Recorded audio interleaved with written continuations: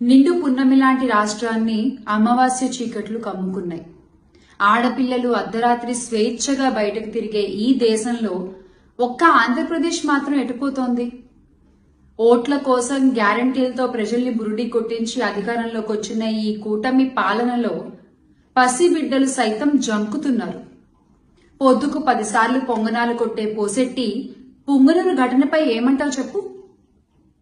అన్నయ్య అన్నావంటే ఎదురవనా అంటూ ప్రచారాల సమయంలో సినిమా డైలాగులు కొట్టి అధికారంలోకి వచ్చిన ఇప్పటి నాయకులు జరుగుతున్న అఘాయిత్యాలపై, అత్యాచారాలపై నోరు మెదపరేం సామి? రామరాజ్యాన్ని రావణ కాష్టంగా మార్చినటువంటి ఈ కూటమి పాలనలో ఆడపిల్లలకి రక్షణ లేకపోవడం అనేది సిగ్గుచేటు. మాకు మా ఆడపిల్లల మాన ప్రాణాలే ముఖ్యం. ఈ అఘాయిత్యంపై, ఈ ఆసిఫియా మరణంపై ఏ కమిటీ వేస్తారో తక్షణమే చెప్పాలి. బాబుగారు, మీ సొంత జిల్లాలో ఇంత జరిగితే, ఇంత ఘోరం జరిగితే, ఇంత అఘాయిత్యం జరిగితే మీకేం అనిపించట్లేదా అండి?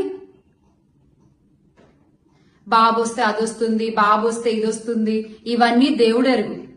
ప్రాణాలు పోతున్నాయి సార్ మీరు వచ్చాక.